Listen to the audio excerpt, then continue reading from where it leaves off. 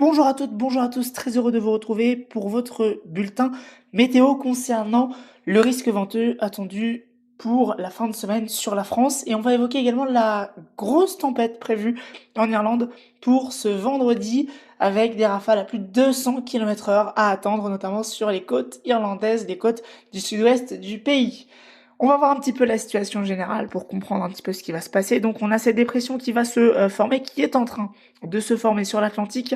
Vous la voyez juste ici, et cette dépression, on la qualifie de bombe météo. Pourquoi? Parce qu'elle perd plus de 24 hectopascales en l'espace de 24 heures. C'est le critère pour qualifier les dépressions de bombes météorologiques.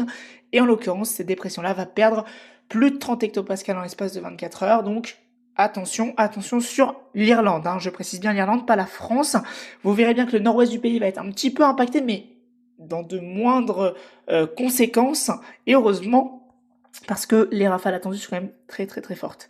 Donc cette dépression là, on va la retrouver dans la soirée sur l'Europe de l'Ouest, et elle va concerner l'Irlande dans la nuit de jeudi à vendredi, donc la nuit prochaine, avec une extrême des rafales extrêmes tout simplement, donc à plus de 200 km/h. Regardez les vents 10 mètres par endroit du côté de l'Irlande, regardez les vents moyens, donc à plus de 100 km/h, c'est tout simplement incroyable, dans le mauvais sens du terme, évidemment. C'est rare qu'il y ait des tempêtes aussi fortes, c'est pas la première fois, mais c'est quand même pas tous les ans qu'on a ça.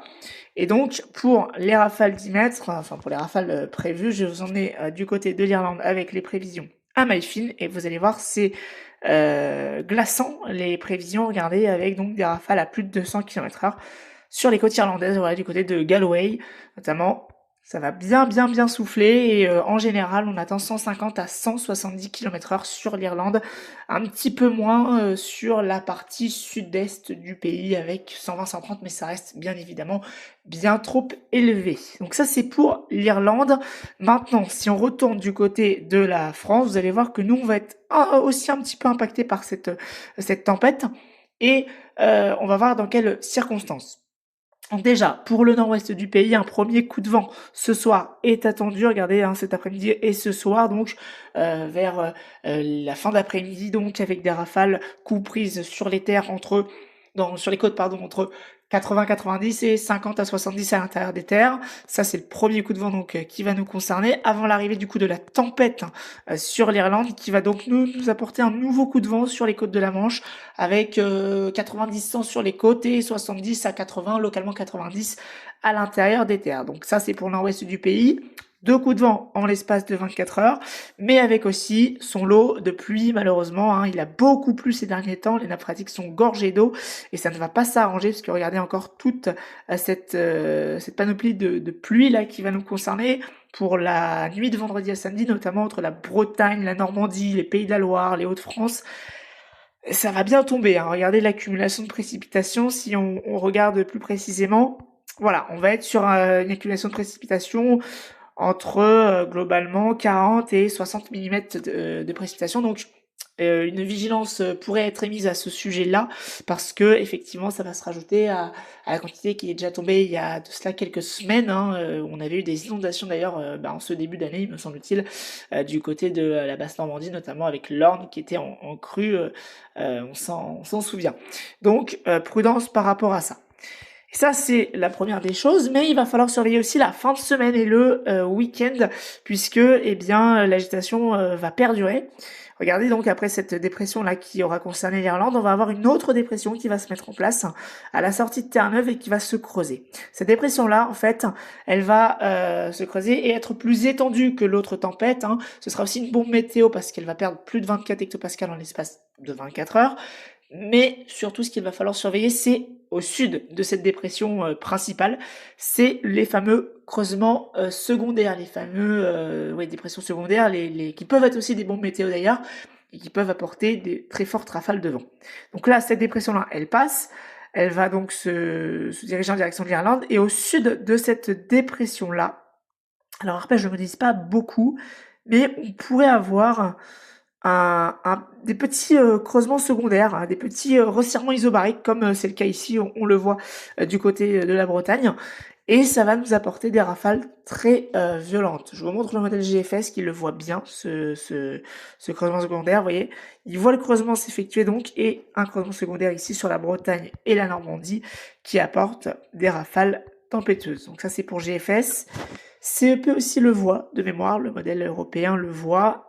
Donc voilà, on voit effectivement le creusement s'effectuer dans le golfe de Gascogne. Et après, donc, ça remonte vers le Royaume-Uni, Pays-Bas, Belgique, et ça s'éloigne vers les pays scandinaves. Après ça, on va avoir l'influence de la dépression principale, hein, parce que ça va pivoter, donc on aura en fait un autre coup de vent après, normalement, l'autre coup de vent ou tempête qui nous aura concerné pour dimanche, avant le retour d'un temps plutôt calme, entre guillemets, j'allais dire en tout cas pas de moins de vent, en tout cas on aura moins de vent, ça c'est sûr, et potentiellement le retour de l'anticyclone pour la semaine prochaine. On n'y est pas encore, évidemment, on aura le temps d'en reparler. Et puis d'ailleurs, le CEP voit même une autre dépression là qui semble se combler pour la journée de mardi, mercredi sur le golfe de Gascogne. Alors c'est encore très très loin, mais bon, il faut quand même le surveiller. Alors Icône, il voit le modèle allemand, il voit le creusement secondaire, je crois.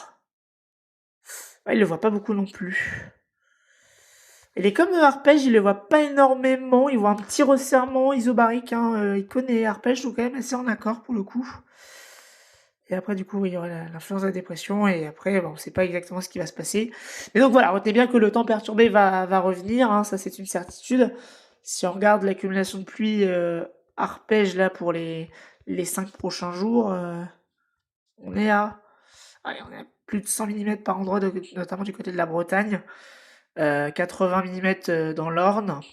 Donc ouais, hein, il y a un axe en tout cas Bretagne, sud des Pays de la Loire et quasiment Hauts-de-France où il va bien pleuvoir, hein, du coup. Donc je pense qu'il y aura une vigilance jaune voire orange, puis inondation, parce que voilà, il y a inondation aussi parce que les cours d'eau vont forcément réagir. Et en plus, vu que les sols sont quand même gorgés d'eau, l'inconvénient avec le vent, c'est que les arbres vont pouvoir tomber plus facilement malheureusement. Donc voilà, hein, regardez Arpège d'ailleurs, il voit une tempête, hein, ni plus ni moins sur le nord-ouest. Alors c'est pas une prévision en tant que telle, hein, c'est une tendance, mais effectivement je souligne bien le risque de tempête. Hein, regardez, Arpège il envisage des rafales de l'ordre de 90-100 sur les Pays de la Loire, 100-110 en Bretagne et localement 120 sur la Normandie. Donc voilà, on voit bien ce creusement secondaire là qui va impacter le nord-ouest. Icône, lui, il voit peut-être un peu moins fort, je crois, de mémoire. Voilà, lui, il voit moins fort. Il voit quand même du 90-100, hein, ça reste quand même assez élevé. C'est quand même classique, hein, il n'y a rien non plus d'extraordinaire comme en Irlande.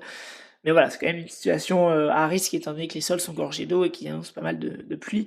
Oh, la Bretagne, elle va morfler là. Ou 100 là, ils vont morfler, ils vont prendre 140, 150. Alors ils ont déjà été habitués à pire, hein, notamment avec Kiran il y a un an de cela, mais quand même, 150, bon, à voir. Faudra avoir les mailles fines, hein, de toute façon. Donc on n'en est pas encore là. Et Huckmo, hier, par contre, nous voyait un truc de dingue. Je sais pas s'il y a les archives de Huckmo. Regardez, si on regarde le 12Z d'hier soir, il était tout simplement dingue. Parce que il voyait un creusement secondaire. Je vais vous montrer ça de suite. Hop. Regardez, d'accord, on ne peut pas. D'accord. Ah oui, non, mais oui, parce que si je mets le 22 janvier 2025, enfin, le 22 janvier 2025. Si je mets... Pourquoi ça veut pas? Attendez, ça ne marche pas. Est-ce que je peux avoir, s'il vous plaît, le 12Z? Oui, c'est bon, ok. Regardez du coup ce que Huckmo envisageait. En fait, il voyait le passage... Non, je ne veux pas faire de recherche, merci. D'accord. Voilà, merci. Regardez le creusement secondaire. Juste là, sur la Bretagne, la Normandie. On voit bien les isobars très resserrés, c'est à 973 hectopascales. Et regardez surtout les rafales de vent. Voilà. Voilà, ni plus ni moins, Huckmo hier était tout simplement enragé, il voulait faire détruire le nord-ouest de la France, hein, ni plus ni moins. Bon, voilà, encore une fois, attention, je le précise, c'est pas une prévision, hein, c'est juste ce que envisager les modèles et c'est pas ce qui va se produire véritablement, heureusement d'ailleurs, bien qu'on voit ce qui se passe en Irlande et ce qui va se passer, bon. Mais voilà, du coup, en tout cas, c'est pour vous montrer le risque de tempête et de phénomènes venteux, en tout cas d'événements venteux pour la fin de semaine, là. Parce que lui, il le voit arriver, je crois que c'est dimanche, il me semble, dimanche ou lundi. Il le voit arriver quand? Il le voit arriver lundi matin, ouais. Donc lundi matin, entre dimanche et lundi, ça va être sympa ça pour la reprise du boulot. ça va secouer. Donc voilà, en tout cas, le risque de phénomène venteux, donc, à surveiller bien évidemment.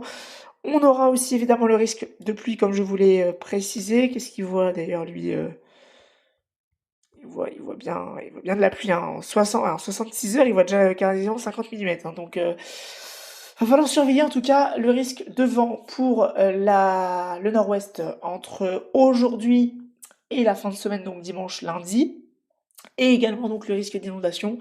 Tandis qu'une énorme tempête va concerner l'Irlande avec des rafales de plus de 200 km/h sur les côtes, notamment du côté de Galway. Je vous ferai sans doute une petite publication des suivis des rafales de vent relevés sur la zone. Voilà, je vous souhaite de passer une excellente journée. On se retrouve très rapidement pour un nouveau point météo, bien sûr. On reviendra sur ce risque de tempête pour affiner la prévision. À bientôt. Merci.